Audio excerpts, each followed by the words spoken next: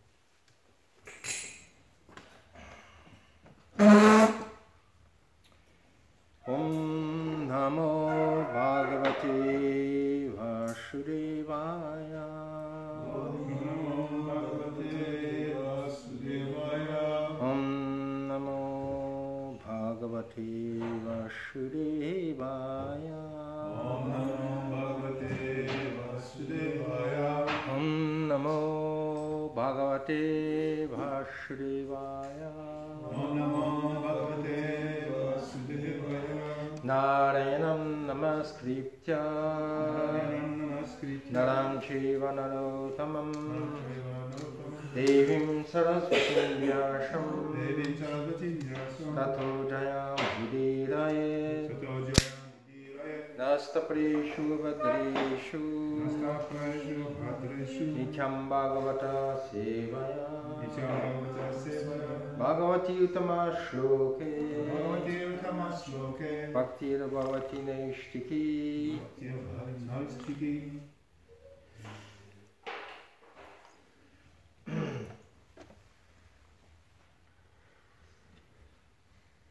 Who doesn't understand French?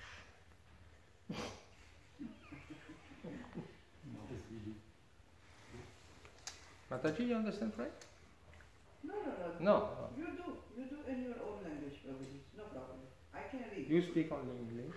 You speak only English. Comment je fais quand même? Les deux, c'est ça? No, I'm kidding. Okay. The book is in English. Pourquoi? On n'a pas de Bhagavatam français?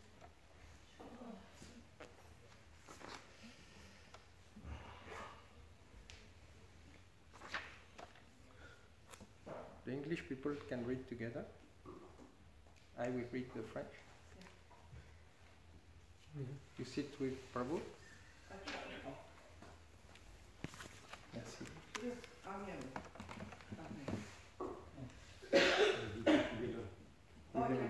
He's reading en English.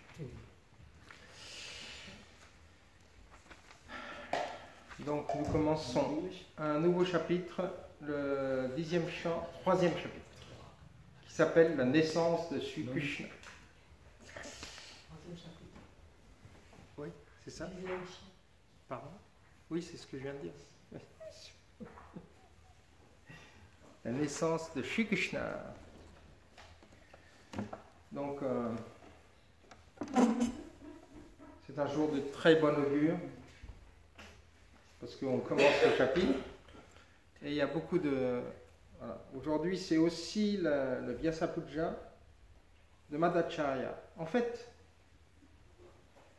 Madhacharya qui fait partie de notre Sampradaya, puisqu'on dit la Gaudiya Madhva Sampradaya. Et en fait, on célèbre la naissance de Madhvacharya le jour où il a pris sannyas. Et il a pris sannyas, c'est donc le jour de Vijay, il a pris le sannyas le jour de Vijay Dasami. C'est aujourd'hui. Vijay Dasami qui est la victoire de Ramachandra sur Ravan.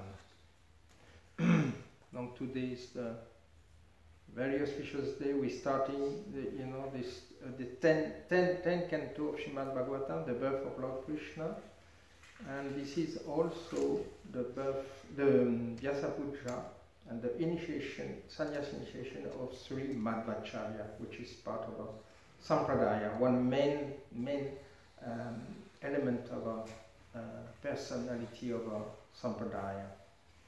So he took sannyas in Vijay Dasami. Il a pris sannyas dans Vijay Dasami, qui est la victoire de Ramachandra sur Ravan. On ne va pas rentrer dans les divertissements de Ramachandra, parce que là il y a trop à dire. Il y a Madhvacharya, il y a Ramachandra, c'est tout. Si vous voulez savoir au sujet des divertissements de Ramachandra, if you want to know about pastimes of Ramachandra, this is in the 9th canto of Srimad Bhagavatam, before this canto. Okay? So today we speak a little bit about Madhvacharya, and we speak a lot about Sri Krishna, because this is the verse about his birthday. C'est le verset. On va parler un petit peu de Madhvacharya, et on va parler beaucoup de Krishna, qui est le verset de sa naissance, en fait. Donc, Madhvacharya took sannyas this day, and actually we celebrate, not like we celebrate our own birthday, we celebrate his Vyasa Puja day, like his birthday on the day that he took sannyas. Donc on célèbre le jour d'anniversaire de Madhvacharya, le jour où il a pris sannyas. Pour lui, c'était donc signifier sa vraie naissance. Now, Madhvacharya was a very special personality. Madhvacharya était une personnalité très très spéciale. Physically, he was like super, very strong, and he enjoyed wrestle and making sports, because he was very, very strong. And also, he was able to accomplish miracles. Just like Lord Jesus Christ, many miracles. Donc Madhvacharya était une extra super personnalité qui était très fort physiquement et qui accomplissait aussi des miracles. Première initiation à 5 ans, deuxième initiation à 11 ans. Sannyas initiation à 11 ans. First initiation 5 years old and sannyas initiation 11 years old. Okay. Difficult to beat it. Difficile de faire mieux. Voilà. Madhvacharya, you want to say something about Madhvacharya? You recall something? Madhvacharya? Non, Madhvacharya. Madhvacharya, il est related. en relation avec les Alvars. Ok. Non, vas-y. français. Mais le maître de Madhvacharya, c'était Jamunacharya. The master of Madhvacharya was Jamunacharya, il avait ses connaissances des 12 alvars. Les 12 alvars, c'était des saints qui habitaient dans le sud de l'Inde. Ils ont commencé à faire tous les écrits sur la dévotion de Vishnu. Et Jamunacharya a repris ça. Jamunacharya lui-même était très intelligent parce qu'il avait défié le pandit du roi. Tu te rappelles cette histoire? C'est intéressant cette histoire. Il avait défié le pandit du roi, il était très, à l'âge de 5 ans, 12 ans. Et après, il a influencé Madhvacharya. Et Madhvacharya est devenu un disciple des sannyas disciples. Okay. So, briefly, Yamunacharya was the spiritual master of Madhvacharya, and he was inspired by the 12 alvas, the saints of South India, who wrote many scriptures about the worship of Lord Vishnu. Thank you. He was also the only one who can understand the verse that Chaitanya Mahaprabhu sung about the relationship you can have with Krishna. Which verse? Only 3 persons can understand this verse. Okay. You mean Madhvacharya or Yamunacharya? Chaitanya Mahaprabhu and Radharani. Okay. Or someone. I just read that. Very good. Okay, so we read the first verse. Shri Sukha Uvacha Ata Salva Gunopeta Kala Parama Sobhana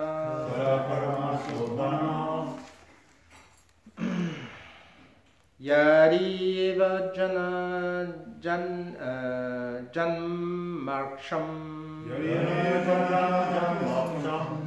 Santaksha Graha Tarakam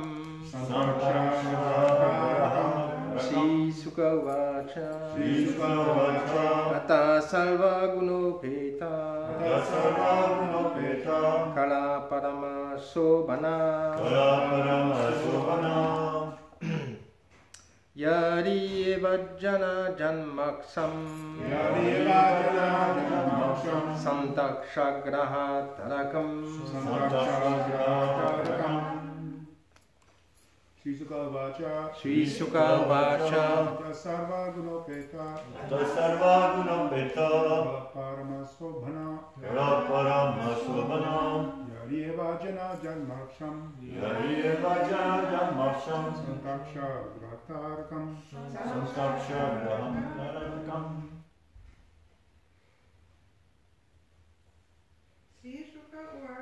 Shri Sukha Uvacha Ata Sarva Gunopeta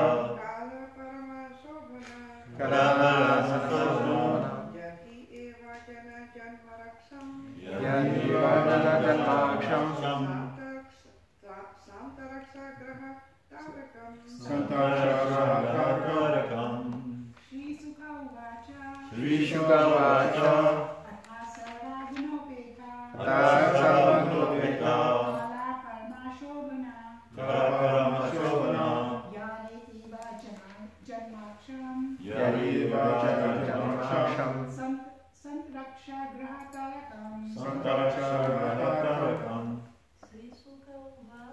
Shri Sukha Uvacha Ata Sarva Gunopeta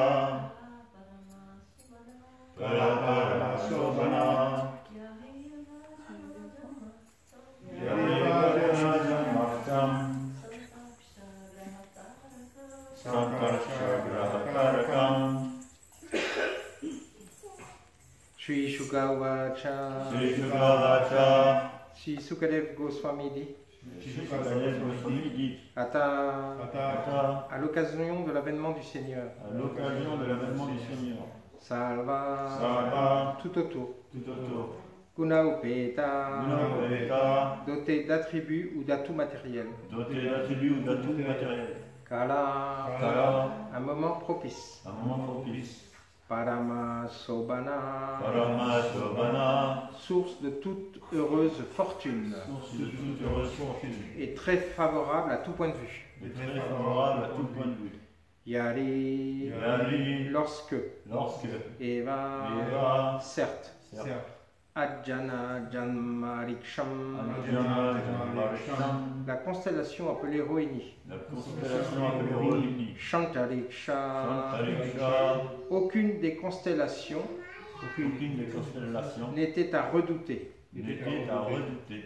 tous étaient paisibles. Tous étaient paisibles. Graha Tarakam, Graha, Tarakam, ainsi que les planètes et les étoiles, ainsi que les planètes et les étoiles, comme Ashvini. comme Ashvini. Donc, il y a beaucoup de versets, en fait, il y a 5 versets.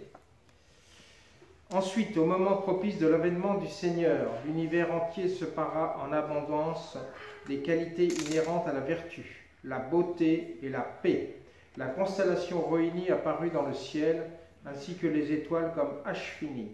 Le soleil, la lune et les autres astres et planètes étaient très paisibles. De toutes les directions émanait une atmosphère agréable et les étoiles magnifiques scintillaient dans le ciel sans nuages. La terre, parsemée de villes, de villages, de mines et de pâturages, semblait tout à fait prospère. Les rivières déversaient une eau claire, les étendues d'eau et les lacs couverts de lys et de lotus étaient d'une extrême beauté. Les arbres en fleurs et la végétation dense, agréable à regarder, abritaient des oiseaux comme les coucous qui se mirent à chanter doucement et des essaims d'abeilles qui bourdonnaient pour le plaisir des dévas. Une brise pure se mit à souffler, procurant une sensation agréable et portant l'arôme de diverses fleurs, lorsque les brahmanas, pratiquant des cérémonies rituelles, allumèrent les feux conformément aux règles védiques. Ceux-ci brûlèrent de façon régulière, sans être gênés par la brise.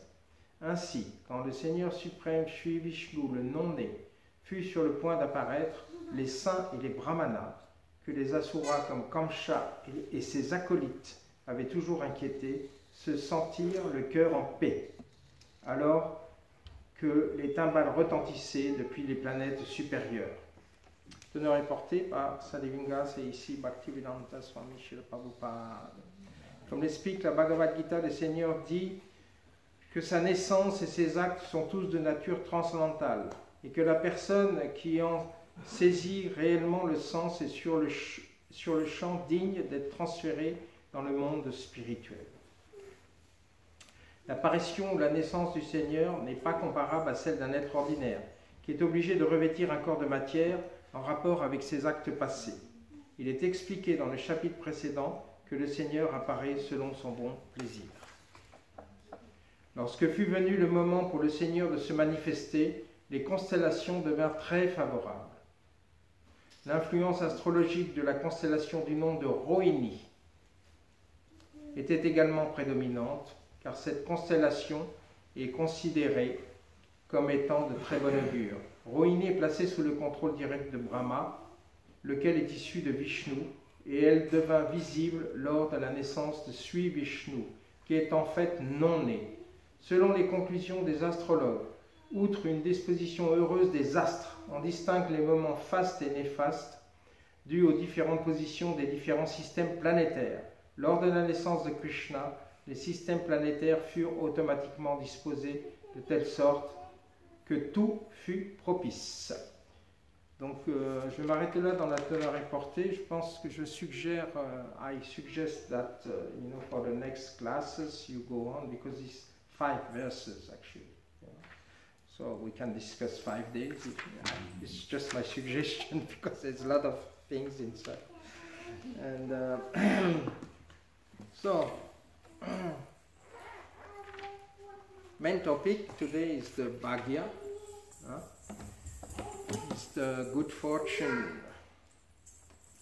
Actually, when the Lord appeared, lorsque le Seigneur est apparu, everything was in full auspicious. It cannot be otherwise. Because the Lord is the source of all good fortune. So, Tu veux baisser la tablette? ah oui, peut-être. Tu veux faire. Il m'envoie mon computer. Ah, c'est parfait comme ça. Parce que le Seigneur est source de toute heureuse fortune. Donc, there's two main rasa or bada in this material world that we don't find in the spiritual world. Il y a deux rasas que l'on ne trouve pas, sentiments, bhava plutôt, que l'on ne trouve pas dans le monde spirituel. C'est que ici, dans le monde matériel, on trouve l'infortune et on trouve la bonne fortune. We find in this material world the unfortunate position and the fortunate, which is called bhagya in Sanskrit. Bhagya. So ici, it is described here that everyone got ready for the birth of Lord Krishna. All the devatas are ready to show flowers and ready to come down for the past. Most of them already came down for the pastimes of Lord Krishna, for preparing the pastimes of Lord Krishna. And the planets, which is called graha in Sanskrit. Graha means like, the sun grasping the karma of the living entity. This is the signification of planets. Donc c'est la signification de planète en sanskrit, c'est le mot graha. Et tout le monde était prêt, les devas étaient déjà descendus, la plupart des devas étaient déjà descendus pour l'apparition de Krishna, et d'autres étaient aussi prêts à donc jeter des fleurs et entamer des hymnes védiques ou de la musique céleste pour l'apparition de Krishna. Et les planètes aussi se sont alignées. Donc là ici nous avons l'horoscope de Krishna. Voilà. Donc en fait c'est assez précis. Krishna est apparu et là c'était pas du tout il y a 3200 ans avant Jésus-Christ. Donc ce qui fait 5200 5200. Krishna appeared 5200 about.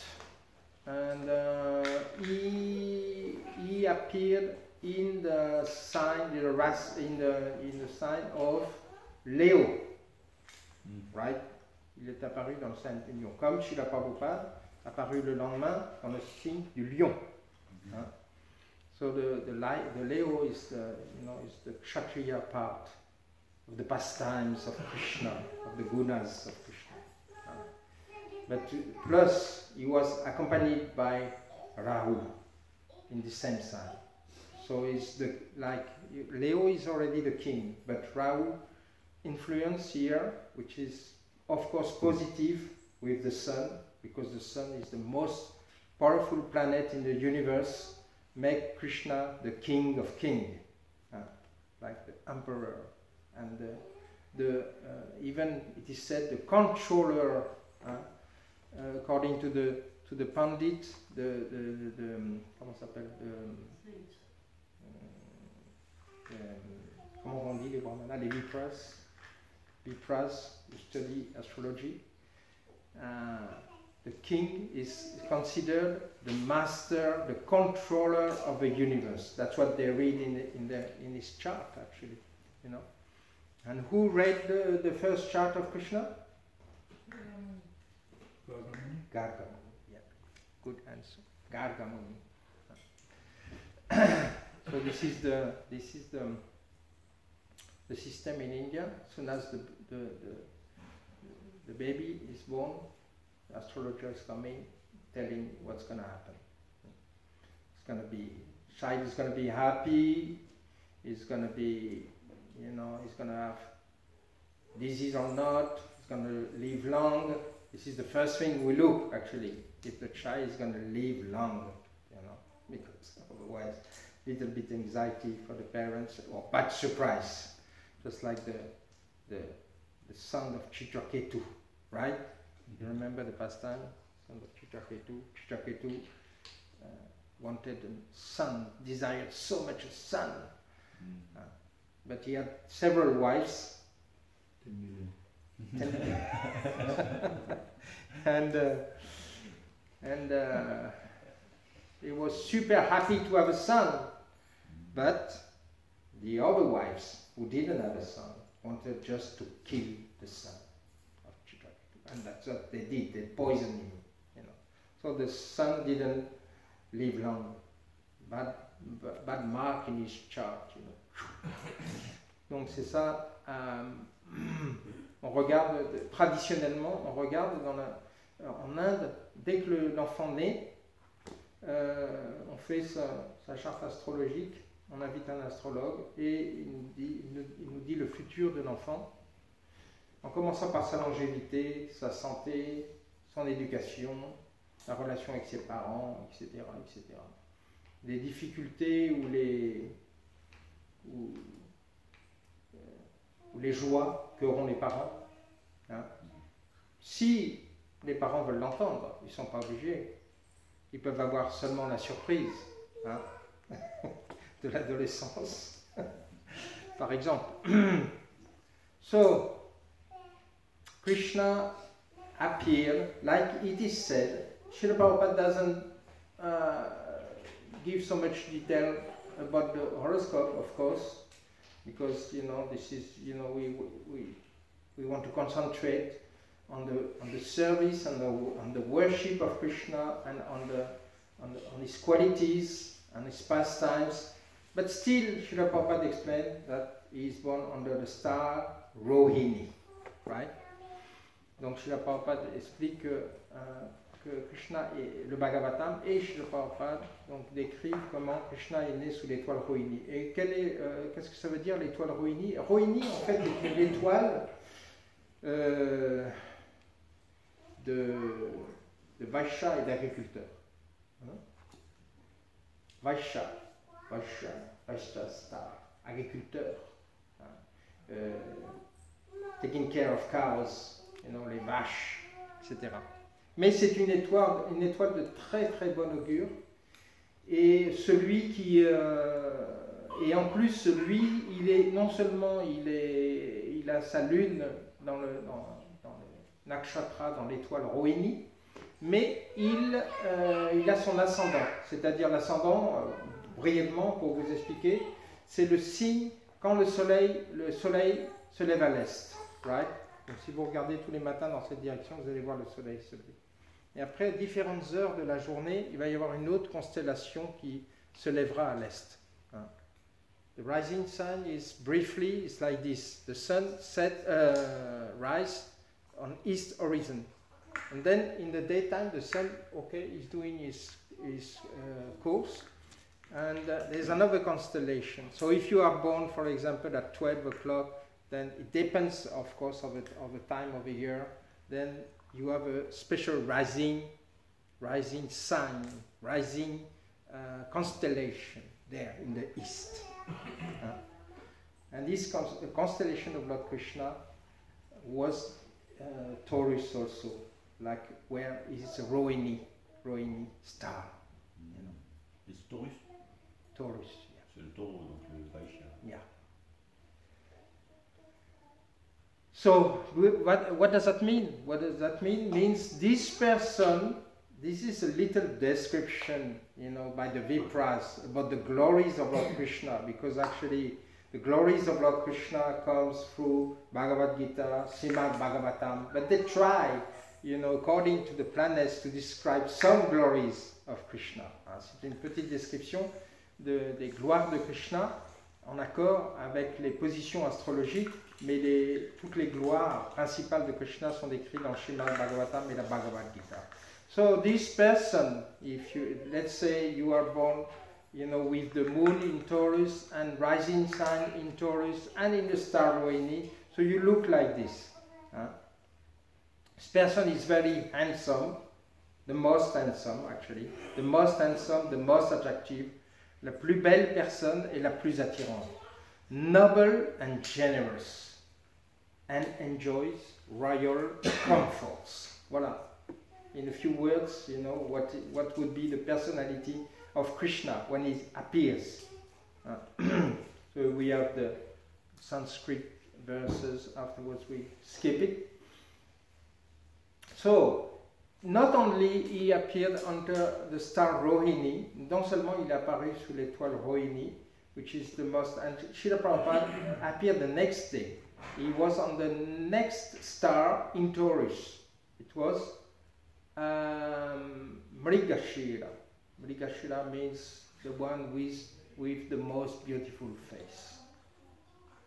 You see the smile of Srila Prabhupada, irrésistible. Un regard, un visage irrésistible. And but he has, we have some devotees here. They have some exalted planet, exalted position of planets in their horoscope. I won't make any glorification in front of Krishna, but Krishna, he had, practically all the planets exalted, like, Shani, donc Saturne. Donc Krishna, lui, il avait toutes les planètes dans le meilleur emplacement possible. Très difficile à faire. Il faut vraiment choisir un moment très spécial pour ça. Donc Shani was in the best place, and Shani is the planet of yogis, right? Planet of yogis. So that's what we call Krishna Yogeshwaram. Yogeshwaram, the master of all yogi, of all yoga practice, and the master of all yogis. And his devotees also, they are qualified like this. Like Yoginam api sarvesham. C'est ça? This is this one? No. No. Yeah, this is one. Yoginam api sarvesham mat gati antaratmana shadavam bhajate yomam same yuktatamo mata. So the best yogis are the devotees. Of course, we don't want to say we are the best. On ne veut pas dire qu'on est les meilleurs, mais suivant dans les traces de Shri Krishna, Krishna est le maître de tous les yogas. C'est-à-dire, il peut pratiquer l'Astanga Yoga s'il veut, se contorsionner comme il veut.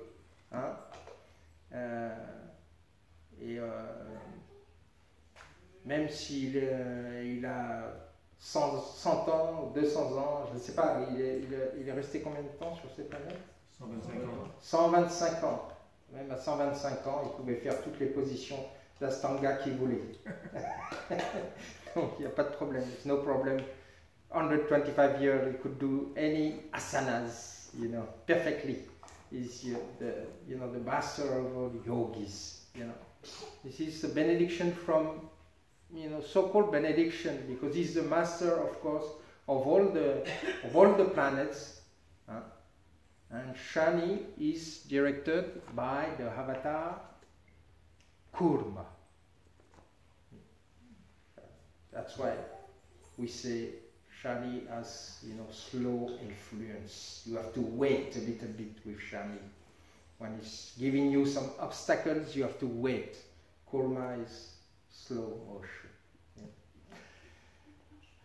And we have also Guru, which is Jupiter.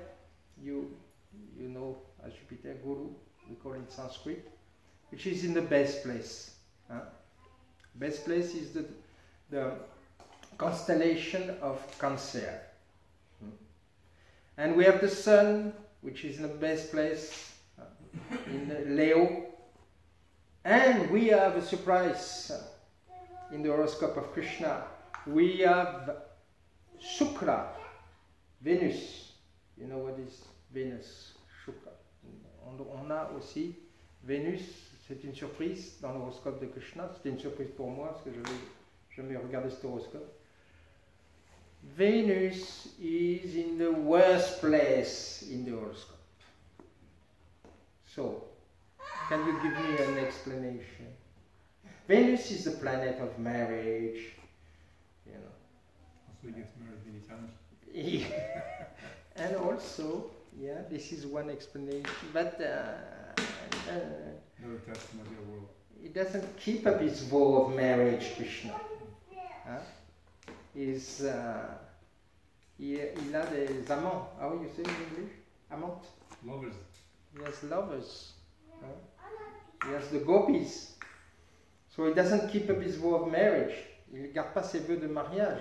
Il fait des bêtises avec le mariage, Krishna. That's why the materialistic people are a little envious about Krishna, because look, he's God, he has so many wives, plus he has so many wives. How many? 16,108. 116,000? 16,108. 16,000 wives.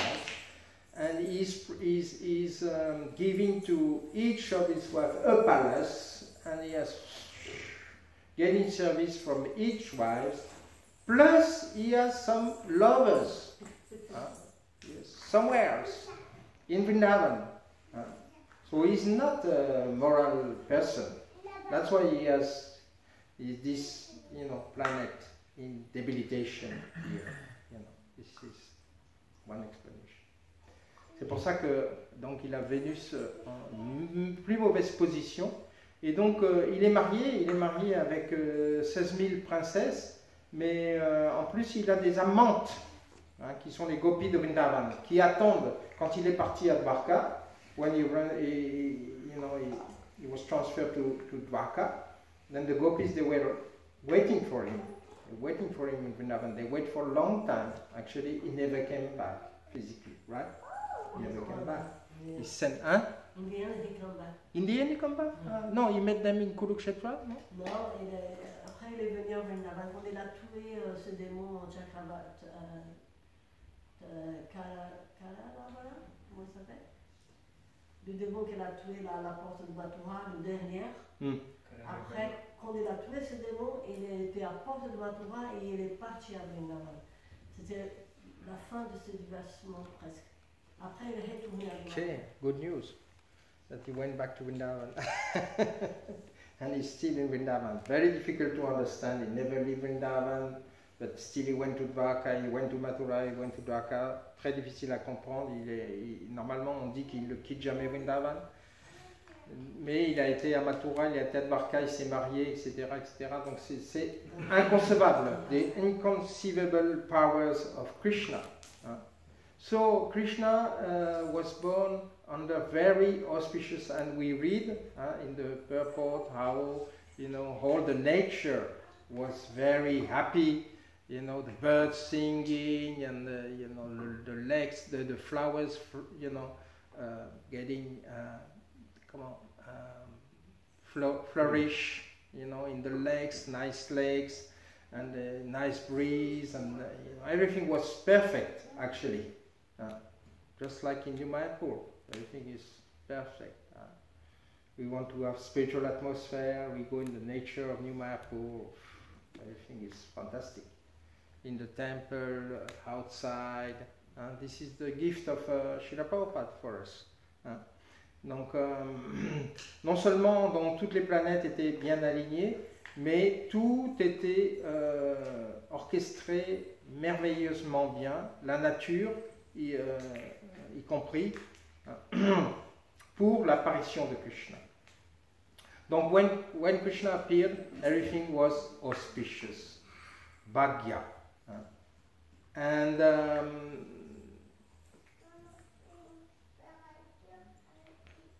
And the bhagya is going in another sense, of course.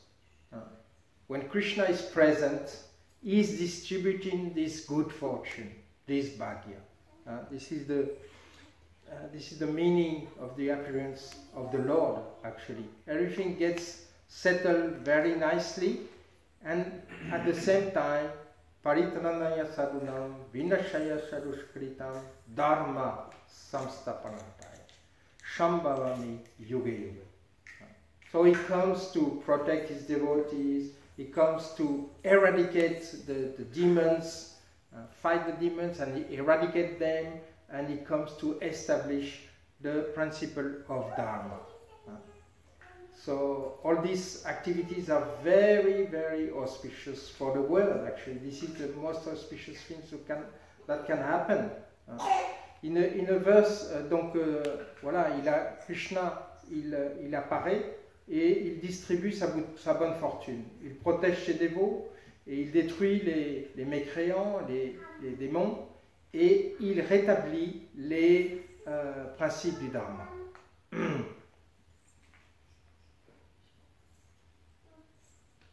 Donc on a inversé dans le Srimad Bhagavatam, c'est Prayenalpa Yushashavya Kalavasmin Yuge Jana Manda Sumanda Matai.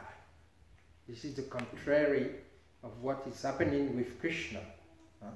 C'est le contraire de ce qui arrive avec Krishna. Ce verset. Cela signifie quoi? Cela signifie que dans ce Kali Yuga, les gens vivront. Maybe I can read it because I don't remember fully the verse. I have it here. Pour dire à son mémoire. Voilà, c'est ça. Prayenalpa Yushashabhya.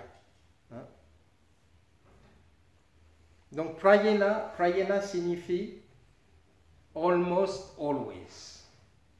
99, like Srila Prabhupada used to say, 99%. 99%. Prayena alpa yusha sabya. So the first thing is Ayusha is the duration of life. Ayusha, c'est la durée de la vie. Donc la plupart du temps,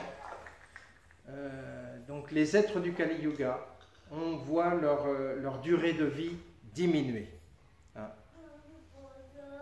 Donc dans cet âge de Kali, aux grands sages, donc ça c'est les sages qui s'adressent à Sutta Goswami.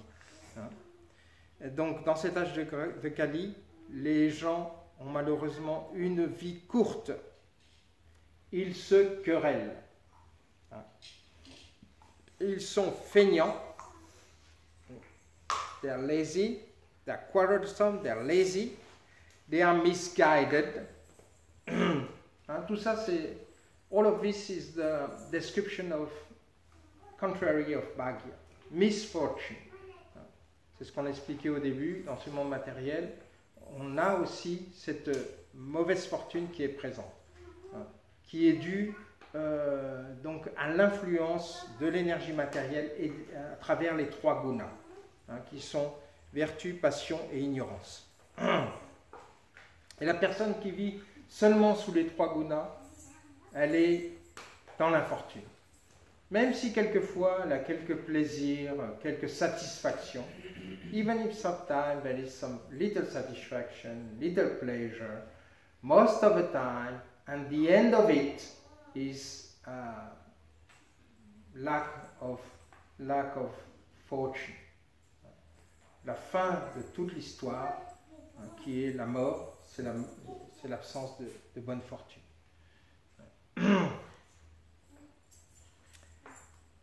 Donc les gens sont, the people are misguided and unlucky. The other translation for Bhagya is luckiness.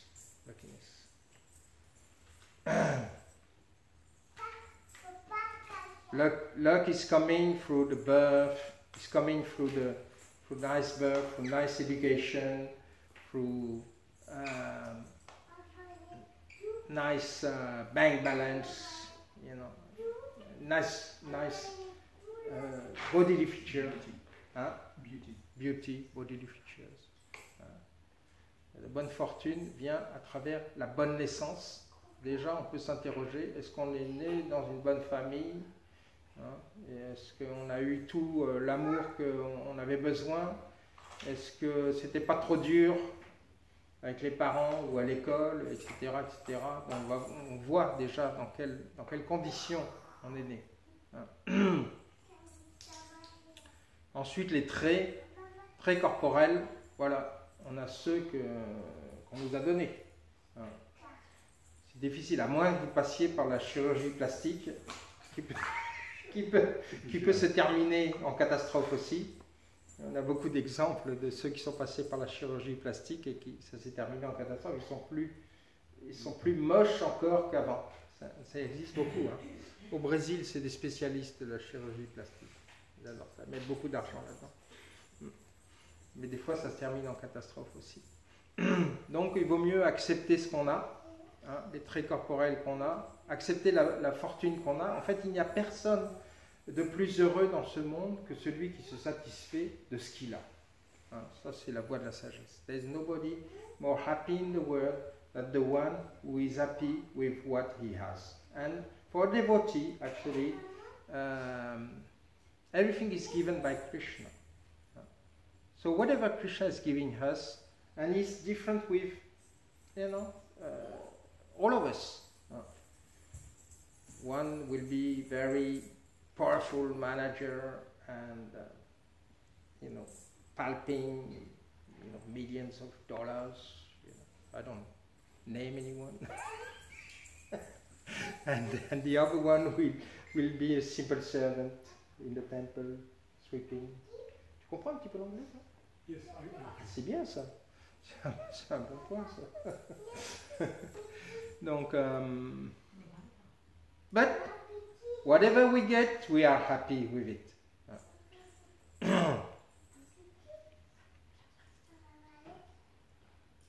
So misguided is a very important point actually in this verse, misguided, because even if we do some efforts to practice spiritual life, we can be misguided. We can be misguided. It's not so much like inside, our movement. A little bit, it can happen sometimes. It did happen in the past, and we hope it's not going to happen again. But, we are speaking about different type of spirituality who are around us in this material world, and they are cheating spirituality. Like some gurus, who are really, exploiting the people, their credulity. So in this sense, even in the Kali Yuga, if the people, they want to practice spiritual life, they have to be careful, they can be misguided. Srila Prabhupada used to explain that there's many translators of Bhagavad Gita, but there's many cheaters also in this domain, Bhagavad Gita. And so Prabhupada present this very simply, like I present Bhagavad Gita as it is. I don't change anything. Bhagavad Gita says Krishna is God. I keep it like this. Krishna is God. It's not an esoterical thing, idea or whatever, impersonal thing. No, we keep it as it is. And we, the words of the spiritual master, we repeat them as they are. And like this, we'll be a powerful preacher. And above everything, upadruta means always disturbed. The mind is always disturbed. But this is because of our karma, but this is because also of the atmosphere of the Kali Yuga. It's like this. Just like you are here in Mayapur, we are in a pure atmosphere. You go out, you can breathe nicely, pure air, very nice. But you go in the city, you breathe some polluted atmosphere, As soon as you get on the ring of Paris, in your car, you get a headache, This is due to the atmosphere. So always disturbed. This is like this. So it's very important verse to know, to be careful. And of course, we don't want to be part of this kind of persons, just tolerating this lack of bhagya. So that's why we joined with this Krishna consciousness movement. We took the mercy of Srila Prabhupada and Lord Chaitanya Mahaprabhu and the predecessor Acharya, so that we can become fortunate. So fortune, is everywhere. Good fortune, good bhagya is everywhere. Krishna is unlimitedly merciful, and we have the good fortune to be in the temple with the devotees. We have the good fortune to be in front of the deities. So beautiful, the deities in New Mayapur. Lot of devotion in New Mayapur. You can look at the Tulasi house. And see how these Tulasis, they are like big bushes. This is the symptom of devotion here, in New Mayapur. And how the deities have been taken care of. And the deities give back this good fortune. Good fortune is coming in the form of sanctified food, prasadam. The good fortune is coming,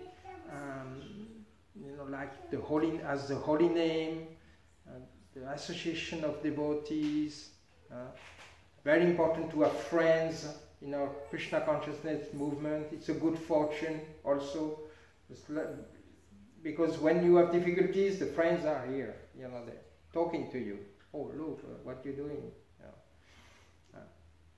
Come back. Come to your senses. So, we have good fortune everywhere. So this is the manifestation of Krishna. Krishna is appearing simply, actually he appears in the prison house, right? We can visit this prison house in Mathura. Most simple